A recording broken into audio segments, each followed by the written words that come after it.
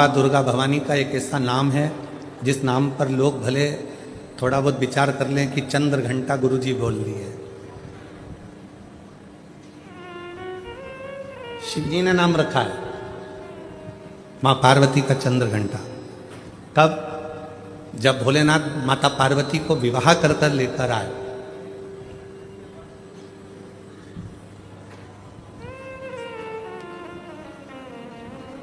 चारों तरफ तारकासुर के आतंक फैला हुआ था।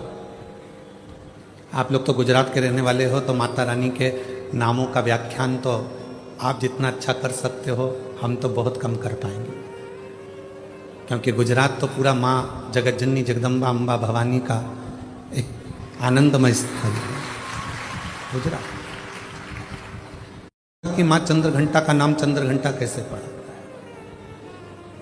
चारों तरफ तारकासुर के असुरों का आतंक फैला और शिवजी पार्वती जी के साथ विवाह कर लिए, और विवाह कर कर बाबा भोलेनाथ पार्वती जी को लेकर जब कैलाश पर पहुंचे, कोई उधर बैठकर भोजन कर रहा था शिवगण, कोई उधर बैठकर खा पी कर पड़ा हुआ था, कोई शिवगण अपने पूरे शरीर को नोच रहा था, कोई शिवगण उछल रहा था।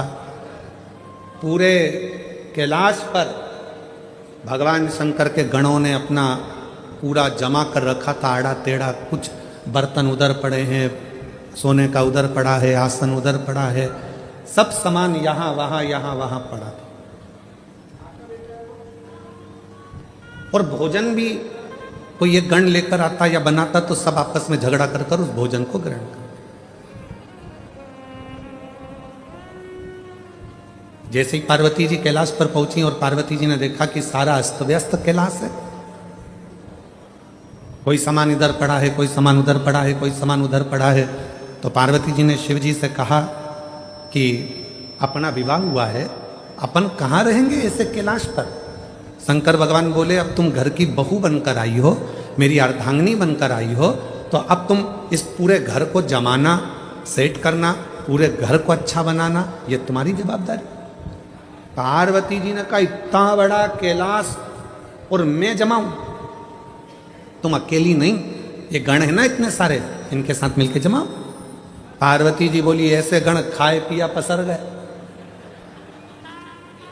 कोई अपने बाल खुजा रहा है, कोई हाथ पैर खुजा रहा है, कोई के 12 मुंह, कोई के 4 मुंह, कोई के 6 मुंह, इनको कैसे समझाऊंगी? पार्वती जी बोली, इनका भोजन कौन बनाता है? शंकर भगवान बोले, अभी तक हम बनाते थे। गणों का पेट भरने की जवाबदारी तो हमारी है, संसार का पेट भरने की जवाबदारी हमारी है। संसार पृथ्वी पर जितने भी जीव जन्म लेते हैं उनके पेट भरने की जवाबदारी हमारी है। पर अब आज से तुम हमारे साथ शादी कर कर आ गई हो, ये सारी जवाबदारी हमारी खत्म हो गई। आज से पेट भरने की जवाबदारी तुम्हारी है, तुम अन्नपूर्णा बन जाओ और सबका पेट भर। पार्वती जी ने कहा, मैं संभालू? हाँ। माँ जगत जननी जगदम्बा अम्बा ने आज सारे गणों की मीटिंग करी। इतना फैलारा पूरे कैलाश पर फैला है, कौन उठाएगा? एक एक करके सारे गण खसक गए।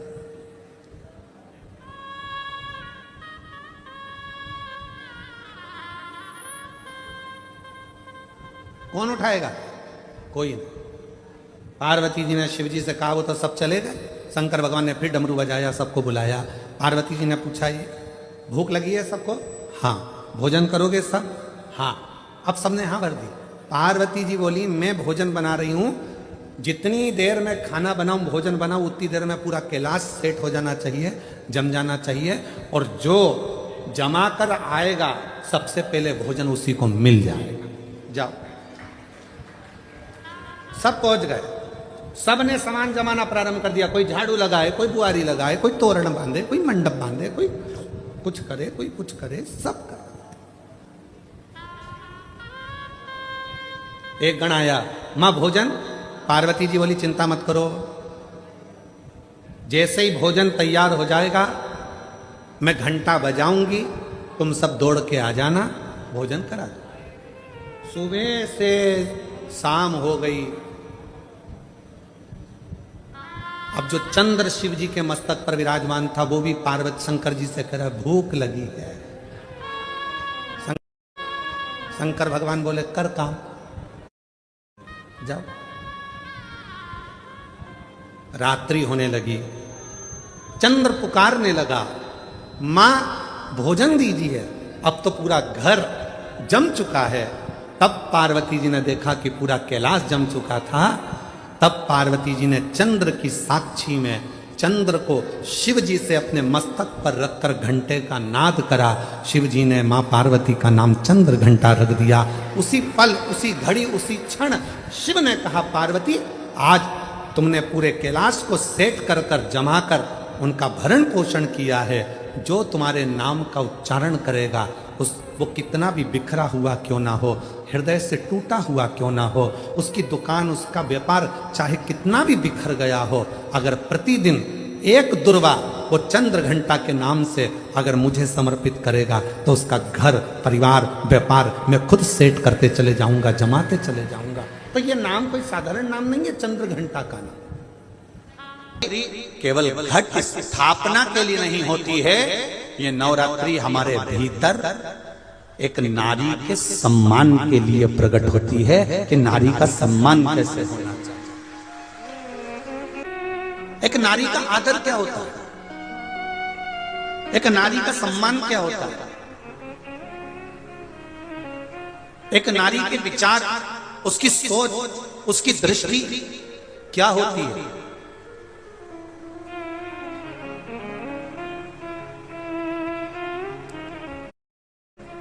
पिता और माता युग के निर्माता हैं ये चार। उसमें माता, पिता, गुरु और राजा। जो क्षेत्र का राजा होता है, नगर का राजा होता है, वो भी युग का निर्माता होता है कि वो अपने राज्य को धारण कर कर किस तरह से व्यवहार कर। जब तुमको लगे कि मेरी जिंदगी बड़ी कष्ट में चल रही है, बहुत दुख का जीवन चल रहा है, बहुत तकलीफ चल रही है, बहुत तकलीफ,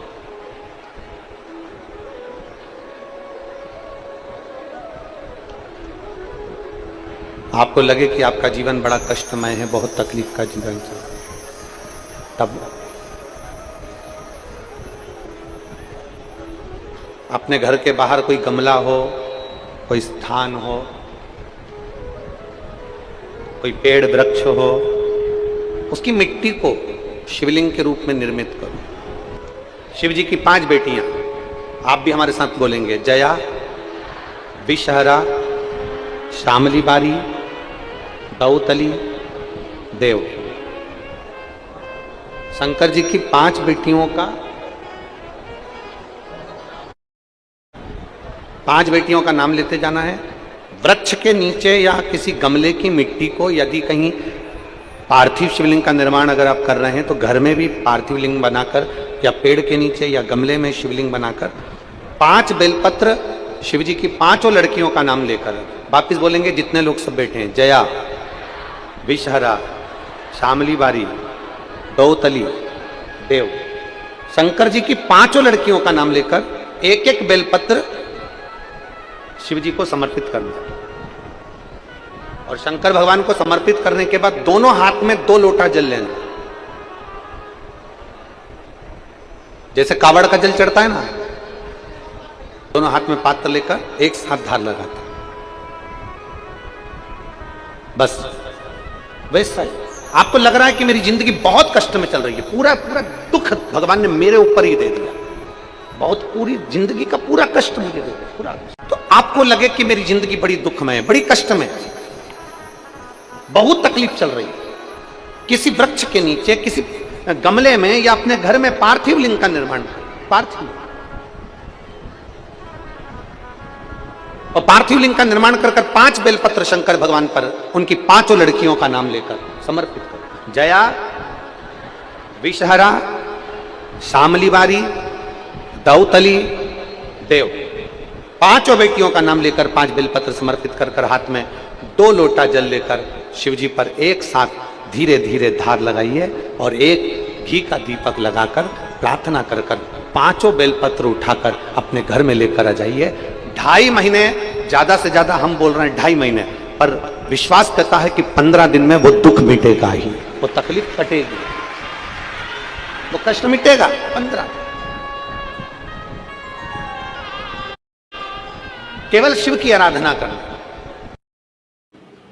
एक दिया जो आप भगवान को लगा रहे हो, उस दिए को अगर सुबेरे भी आपने उसमें दिया लगाया, शाम को भी दिया लगाया, रात को उसको धोकर या मांझ कर रख दिया, या सवेरे उसको धोकर मांझ कर फिर वापस दिया लगाया, वही एक दीप तुम्हारे घर में रोज रोज रोज रोज प्रतिदिन अगर वो दीपक तुम्हारे भगवान के सामने जल रहा है। अब तुमने चाहे हनुमान चालीसा का पाठ करा हो, चाहे तुमने राम रक्षा स्तोत्र का पाठ करा हो, चाहे तुमने गिरिराज चालीसा करी हो, चाहे तुमने सर्वोत्तम जी का पाठ करा हो, चाहे तुमने शिव चालीसा करी हो, चाहे तुमने श्री शिवाय नमस्तुभ्यम बोला हो, चाहे गीता जी का पाठ करा हो, वो दिया जो तुमने भगवान के सामने रखा, उसमें बाती लगी है, जल रहा है, उसके सामने बैठकर आप सारी पाठ उसकी साक्षी में करते हो, तो वो दीपक भी सिद्ध हो जाता है। इसलिए हमने पहले भी कथा में कहा, जब घर का कोई व्यक्ति, उसका निमोनिया, उसका बुखार, उसका शरीर का ताप जब उतरता ही नहीं है, तब जिस दीपक को तुमने रोज लगाकर आरती पूजन करी है, उस दीपक को पानी में डाल दिया जाता है, पानी में से निकाल दिया जाता है। उसी पानी को उसके शरीर पर दिन में कम से कम 3 से 4 बार उस पानी से पोंछा जाता है, तो धीरे धीरे वो ताप, वो बुखार उतरना प्रारंभ हो जाता है, निमोनिया ठीक होना प्रारंभ। डॉक्टर को भी दिखाओ, क्योंकि हम डॉक्टर को शंकर का एक रूप मानते हैं। शिव महापुराण में जब मां पार्वती जी दुर्बल हो गई, जब माता पार्वती जी बेलपत्र का सेवन करते करते माता पार्वती का शरीर दुर्बल हो गया, शरीर काला सा पड़ गया, तब स्वयं शंकर भगवान वेद बनकर आए थे, डॉक्टर बनकर आए थे। इसलिए इस स्वयं शंकर भगवान वेद बनकर आए थे, डॉक्टर बनकर आए थे। इसलिए इस भूमंडल पर, पृथ्वी पर जितने भी हॉस्पिटल हैं, जितने डॉक्टर हैं, उन हॉस्पिटल में जो डॉक्टर सेवा देते हैं, दुनिया के लोग उन पर विश्वास कर कर उनके पास जाते हैं, और विश्वास का नाम ही शिव है। रामचरितमानस में तुलसी बाबा ने कहा, शंकर विश्वास रूपिणो। इसलिए दुनिया में जितने भी डॉक्टर की कुर्सी पर बैठे हैं, जो इलाज कर रहे हैं, जो वेद हैं, जो डॉक्टर बनकर विराजमान हैं, शिव पुराण उनको डॉक्टर नहीं, उनको शिव कहती है। इसलिए डॉक्टर के पास जाते से हमारा आधा दुख तो वैसे ही समाप्त हो जाता। डॉक्टर के जांच कराओ, डॉक्टर के ये रिपोर्ट लाओ, वैसी रिपोर्ट लाओ, पर इलाज डॉक्टर के अनुकूल। और साथ में जो दीपक तुमने लगाया है, रोज रोज उसी दीपक को जला रहे हो, तो दीपक सिद्ध होगा। दीप, बोलो क्या क्या चीज है? दीप, आसन और पात्र, जल का पात्र, ये 3 सिद्ध होते चले जाते, इनकी सिद्धता बढ़ जाती। चलो, अब ये बात तो तुमने आज सुनी, पुरानी कथा निकालो। टीवी पर रामायण किस किसने देखी है? टीवी पर महाभारत किस किसने देखी है? टीवी पर सीरियल किस किसने देखे हैं? भगवान के देखे होंगे। महाराज जी को क्रोध आता है, वो अपने कमंडल का जल निकाल कर तुरंत श्राप दे देते हैं। बोलो देखा कि नहीं देखा? जम के तो बोलो, देखा ना? श्राप किस चीज से लगा? जिस कमंडल को महाराज जी पूजन में रखते थे, किसी दूसरे के कमंडल का जल नहीं, अपने कमंडल का जल, मतलब पात्र, जो शिव महापुराण की कथा कहती है, दीप, आसन और पात्र। जिस पात्र को आप अपने शिव के पास लेकर जाते हो, जिस पात्र से आप साधना करते हो, जिस पात्र से आप शिव को जल चढ़ाते हो, जिस पात्र से आप शंकर की पूजन करते हो, वो पात्र सिद्ध हो जाता है और उसका जल भी सिद्ध हो जाता है। पात्र की सिद्धता हो।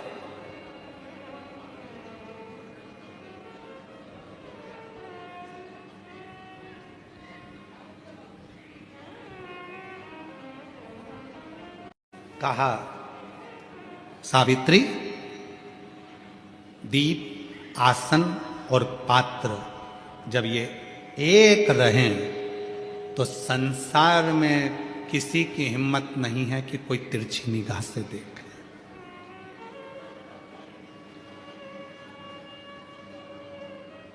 एक लाइन हम सब बोलते आए हैं पहले से अभी तक। आप लोगों को उस लाइन का मतलब मालूम है कि नहीं मालूम कि ये लाइन कब बनी, इस लाइन का निर्माण कब हुआ?